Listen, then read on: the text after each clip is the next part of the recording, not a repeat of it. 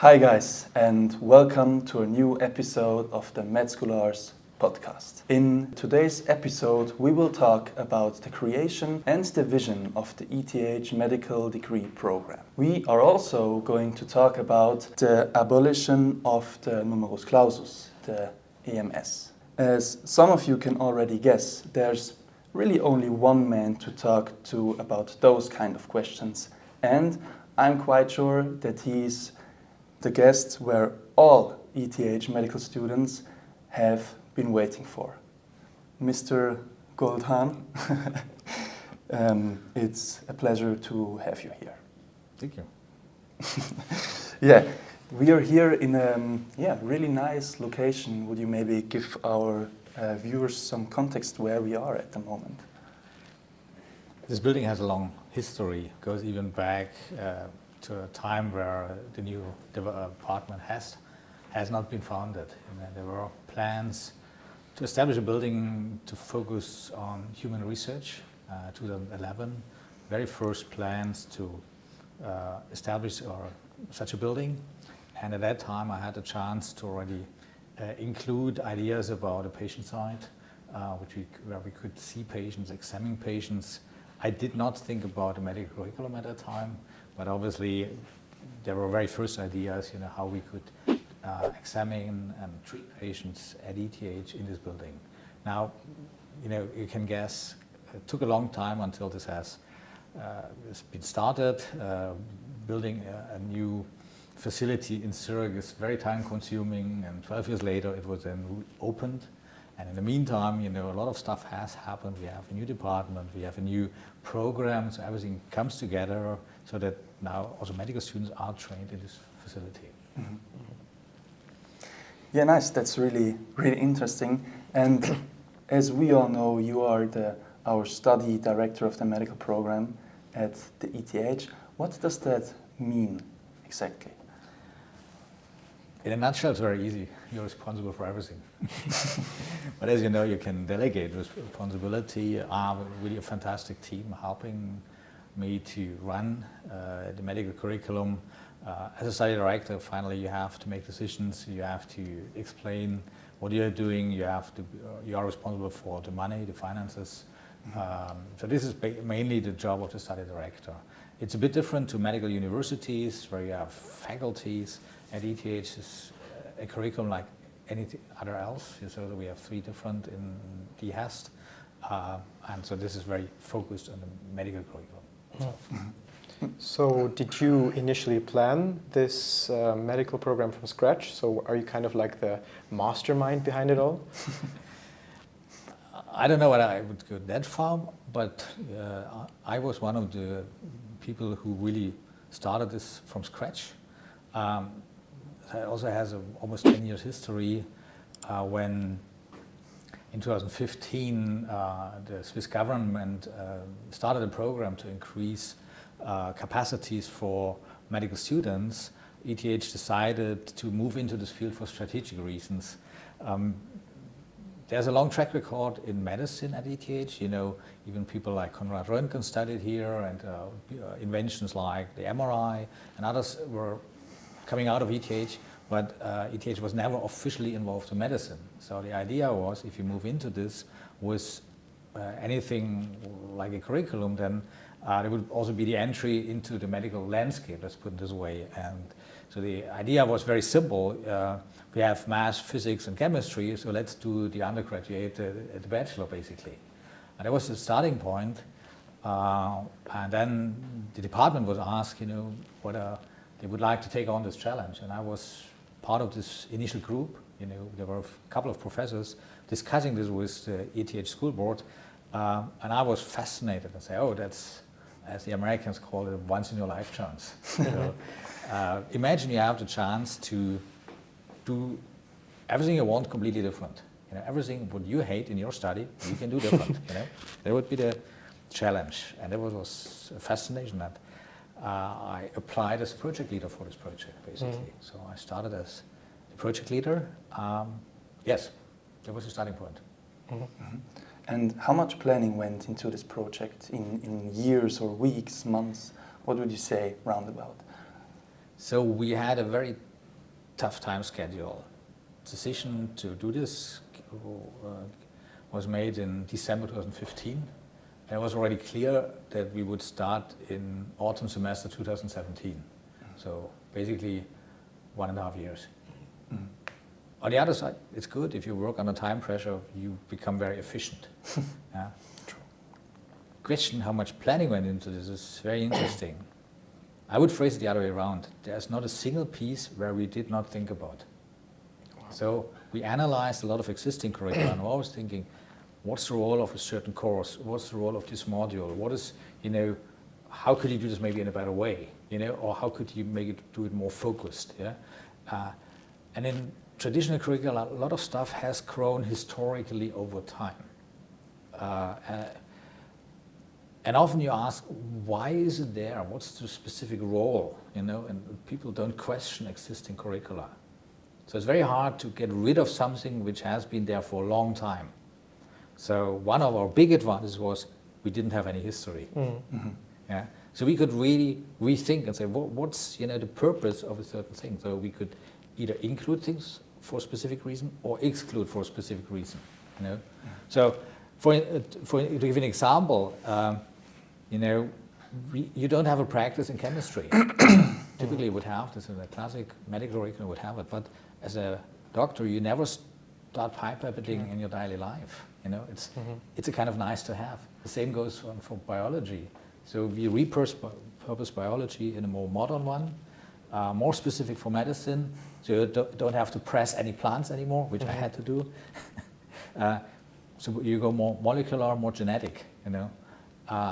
So we went through all the pieces of medical curriculum and we're just taking it. What's the purpose? Can we do it better? Put it back. And then how can build things on each other? So that's the big advantage if you plan something from scratch, but it's also a challenge because nobody tells you whether you're right or wrong. So it's a bit of a guesswork. Mm-hmm. So you have to take assumptions and you have to anticipate what will come. If we project into the future, what will come in the next 5 to 10 years, and we need to prepare you for this, then this is a bet on the future. And to make this a bit more specific, the central learning catalog that you're obviously familiar with, the first version was released in 2016. At that time, digital learning objectives were not included at all. Now, 8 years later, we work on a second version of the learning objectives, and we already included digital learning objectives. In the meantime, we have 4 versions of ChatGPT. So ChatGPT is so much faster than the learning catalog. Yeah? The question is, how can you update your learning catalog and include new things? And if yes, on cost of what other stuff? Mm-hmm. Would you say that this is the biggest challenge you have as a medical director, to keep up with the technological advancement? Yeah, it's one of the biggest challenges to really, not just only technology-wise, also in other fields, to make decisions together with your team, what to include and what to skip. Mm-hmm. If you include something new, you need to throw out something old. True. And the question is, what are the kind of essential must-have knowledge, and what is the nice to know? So, we all agree that with availability of internet, you can Google stuff, but you cannot do this in an emergency situation. True. So you need to know, okay, there are certain things you have to know simply by heart, and other stuff where you have time to Google it. Yeah? And then the question is, what are the essential skills, what is essential knowledge, and what is the kind of nice to have knowledge? Yeah? Everybody will define it differently. So this is the big debate. Mm-hmm. And then you have to have agile structures so that you are also capable to implement it. If it takes you 5 layers and whatever exports to decide what the topic is, you're very slow. So you need agile structures so that you can react on those things. Mm-hmm. And I think this is something what we planned from the beginning, to stay agile, that we would not create a curriculum and then teach it for the next 20 years. So we try to build up structures that keep us flexible. So one of this structure is our teaching commission, where we then can make decisions. Okay, you know, we think this has to be implemented, so we do. So one of the examples right now is planetary health. You know, there's a big wish, especially from student side. We want to learn something about this. Now, we want to include it. The question is how, where, what's the topic, on cost of what? Yeah? But these are discussions we have. We have a number of these things we want to implement. We want to implement digital objectives, gender medicine, planetary health, but always the question, okay, what do we skip? Mm-hmm. I understand. And what would you say sets the ETH medical program apart from other programs, for example, from the university in Zurich or in Bern? How would you convince someone to join the ETH? Good question. First of all, I think it's this, you know, agility that we really try to incorporate things fast. We also include, let's say, the analytical approach that you know from engineering. Mm-hmm. So really questioning things, analyze things, you know, which just might be different to others. And we are looking for people who want to do clinic, but still have a interest in research. So they want to combine, you know, clinics with research, either as a physician scientist, as an MD, PhD, or simply as a clinician who asks clinical questions.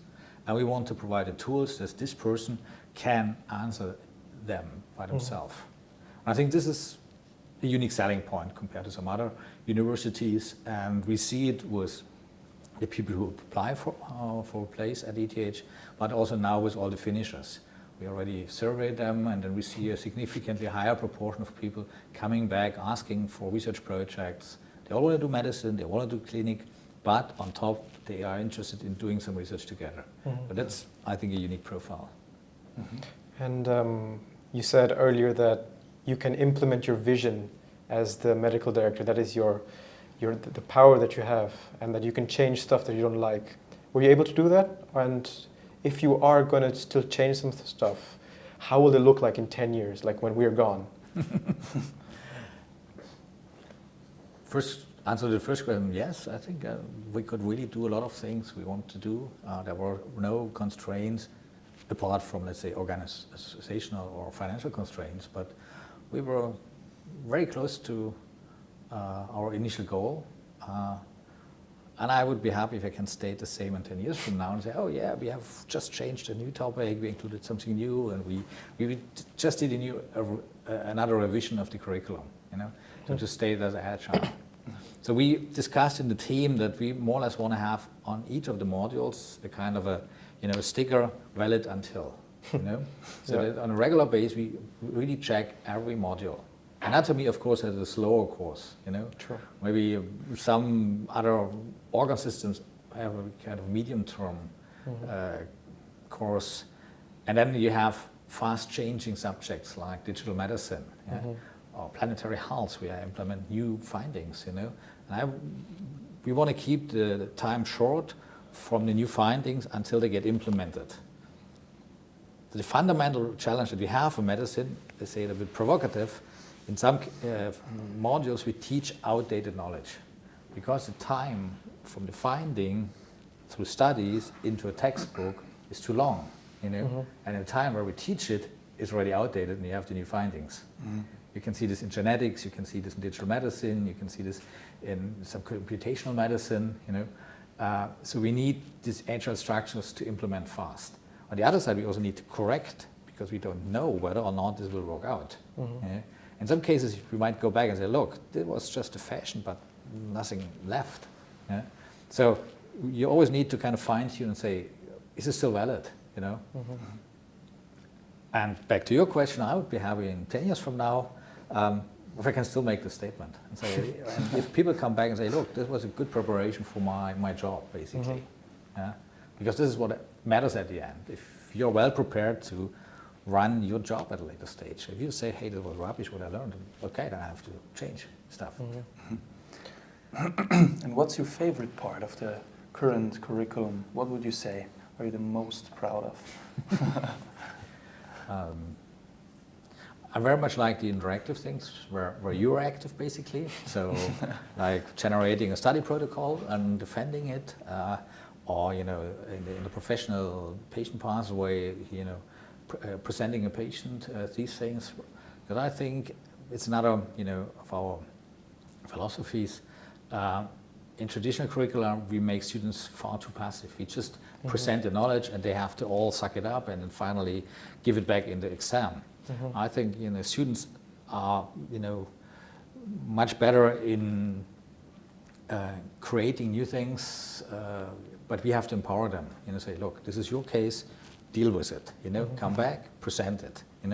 Because this is what you have to do in your job at a later stage. So we have to train it, to exercise this. So I like all these very interactive parts where the students can do something by themselves. I'm also convinced that you learn more from trial and error. If stuff does not work out, learning is much bigger instead of everything has worked out. So back to your question, the interactive part is the most important for me. Sadly, Robin and I will have to leave the ETH in 2 years. And my follow-up question is, will there ever be a master's program? Will we be able to see this in the future? And what is needed for a master's program at the ETH? Because I would really like to stay here. Maybe then you have to study something else as a master's program. Now look, master is 80% about clinics, so that you can see the right part of clinic and in the right time. So it's logistics and clinics, and it's something we don't have. In contrast, we have very good partners who do a very good job, especially our colleagues at USI, and when they build up a fantastic program where we say, we cannot do this in a better way, why should we do this, I rather want to see you back afterwards, if you finish your master and come back from the clinic and say, look, we want to do some research with you. That would be where I would envision, and what we start to see now, that people, former students come back and say, look, we want to do some research together. So we want to set the base, we want to get you back. I'll take you up on that offer, just remember. Sure. So we talked now a little bit about the ETH, but maybe we can also talk a little bit about you and your career, because I assume that you haven't been born as our study director. So yeah, how did your academic career started? I started with I would say an epigenetic modification. So my father was a mechanical engineer and my mother was a nurse. So no surprise, I end up in a technical university doing medicine. Yeah. But it started also, I got from my father a lot of this analytical thinking, what you do as an engineer. And so I started to question a lot of things at a very early stage, which was not always appreciated at that time, Yeah. you can imagine, very hierarchical. And if you then, youngest member of a team and start questioning things, not all people appreciate. Yeah. But this is how more or less research started, questioning things, And then I made this into my profession somehow. And one thing which I think is extremely important also in your career is also, taking chances. So if you get a chance, do it, run it, try it, I jumped into different environments, tried different things. And I always learned a lot, which I finally could integrate in the job that I have now, So on all my positions in my career, I learned new things, And then it's always good if you finally have a place or a position where you can apply it, So a lot of stuff which is happening now are results from previous, career steps that you had the chance to learn these things in research, in the clinic, but also in industry, back into an academic environment. And in the industry, you worked at Novartis as well, right? Yeah. For how long, and what did you do exactly? I worked there for 5 years. I never thought that I would work in my life in pharma, but we had another chance. And it was exactly when the president of ETH told me that they will never do translational medicine. So that was a very, clear statement. And 2 months later, I got a call from a headhunter whether I wanted to do translational medicine in a big company in Basel.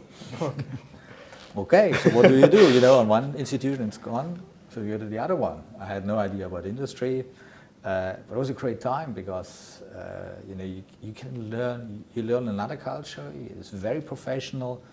If the industry doesn't do translation, they have no product, so they take it extremely serious.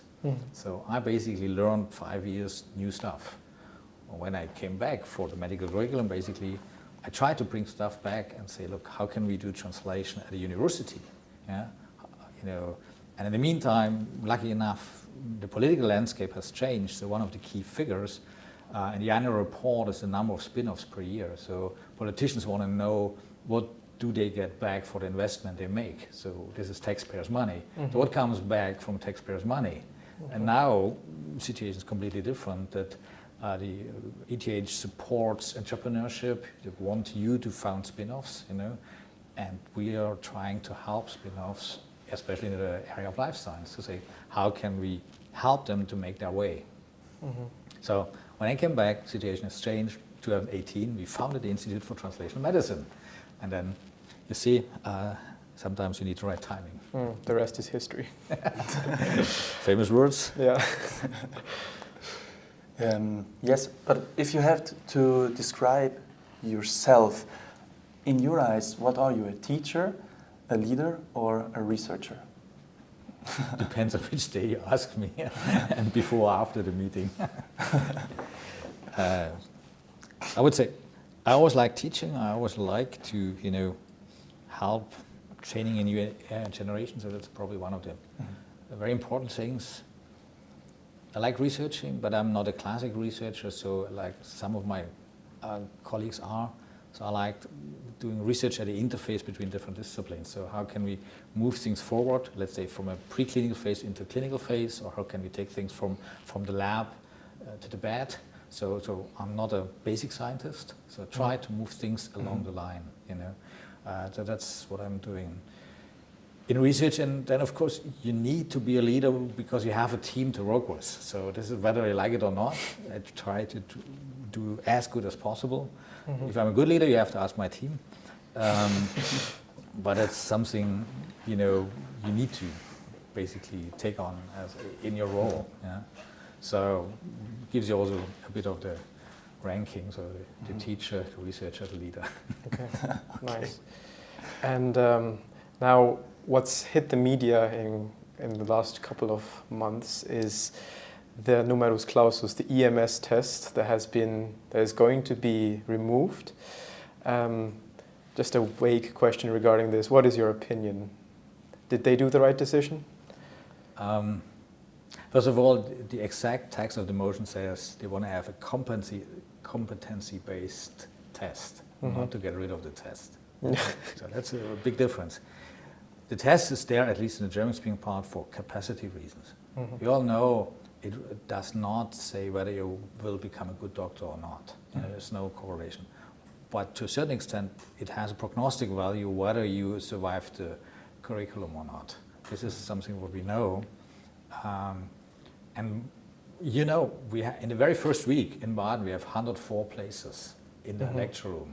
Yeah, so, we remember it. Yeah, you remember. Yeah. So I need this pre-selection simply to do this kind of very intensive interactive curriculum. So we need a kind of pre-selection. What it is a different question. The IAGNOS test in its current format is simply something practical. You can do interviews, you can do practice, any other thing. But one thing is sure, it's more expensive, and we don't know whether it gives you the better result. So as long as we don't have more capacity, we need some kind of pre-selection to run a curriculum as interactive as we do. If I would do this with 300, the quality would go down. Therefore, I need this pre-selection. But what format it is, I don't care. But with this new form of the test, will there be more medical students than These are two separate questions. One is, can we increase capacity, at each university? And the other one is, can we change the test to select the right people? I did a study with the other universities, which is unpublished so far, where we looked into motivation and stress level.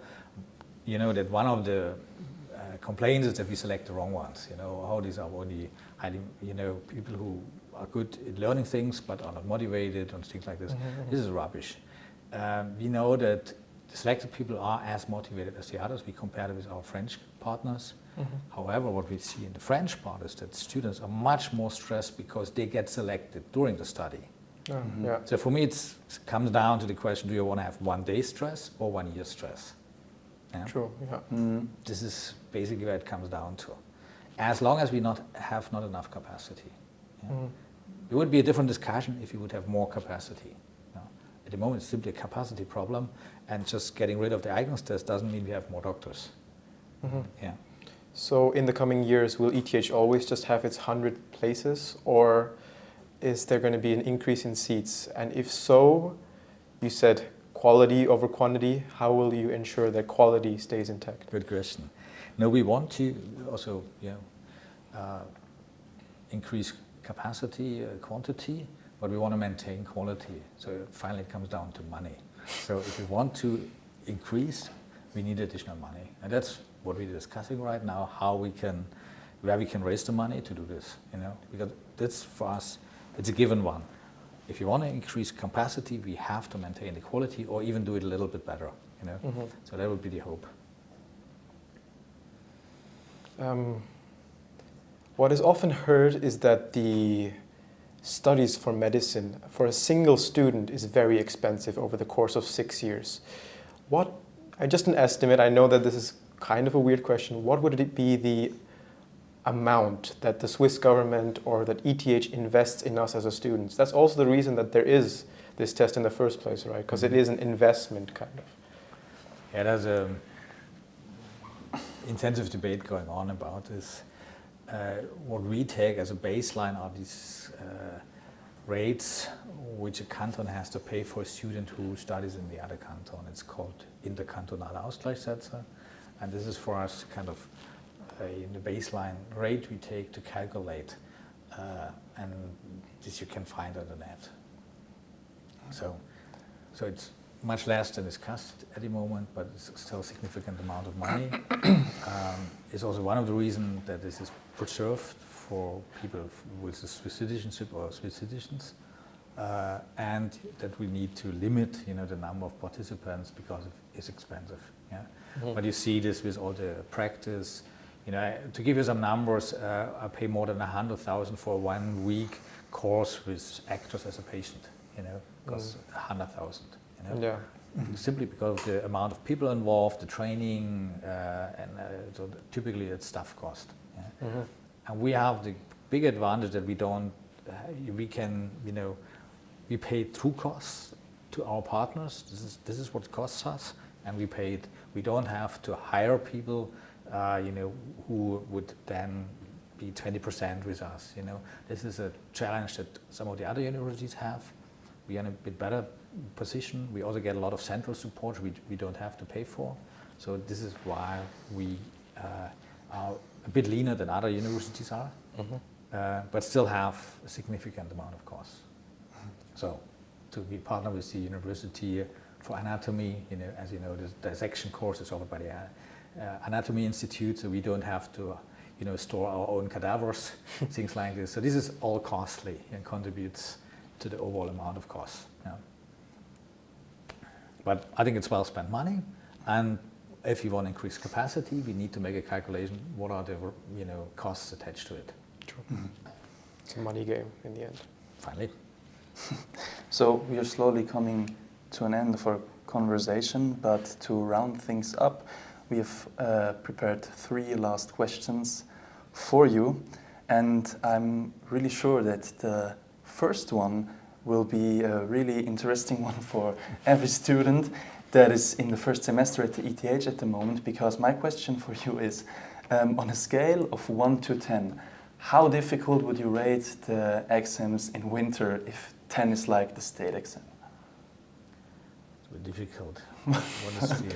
Just your gut feeling. 7, 8, something like this. It's not, for sure, not more difficult than the previous years. Control for this. We don't have to select students any further, so we typically don't ask nasty questions to,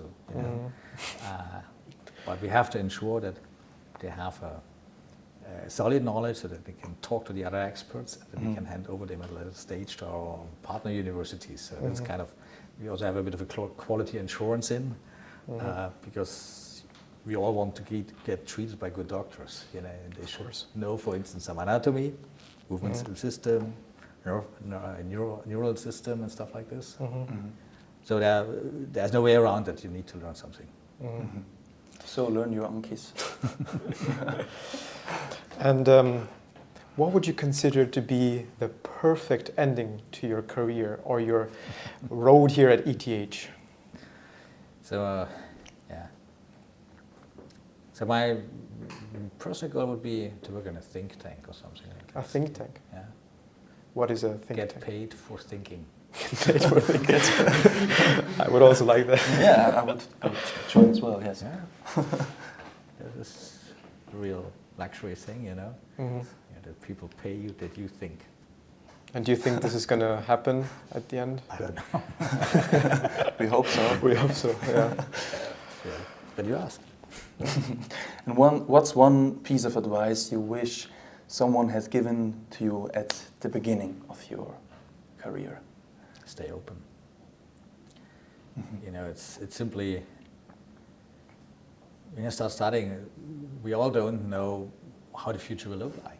There's so many open things, But you need to, preserve an open mindset. Say, hey, see it as a chance. Stuff that comes up, see it as a chance. Take it, try it. There's no other way around. And then say, hey, let's do it. And I never thought how my career would develop. I could, it was completely unplanned, but I don't regret. Yeah. So again, take your chance, try out things, stay open. That's one thing I would recommend. Nice. Yes, and with these final words, I think we're through. We're coming to an end, yeah. We're coming to an end. Mr. Goldhahn, thanks a lot. It was a pleasure to have you here. And yes, thanks for your time. Thank you. It was a pleasure for me. And thank also you for your attention. We really hoped that you've liked our new episode with Mr. Goldhahn. And if you did, please like, subscribe and activate the bell so that you won't miss anything new. Stay tuned.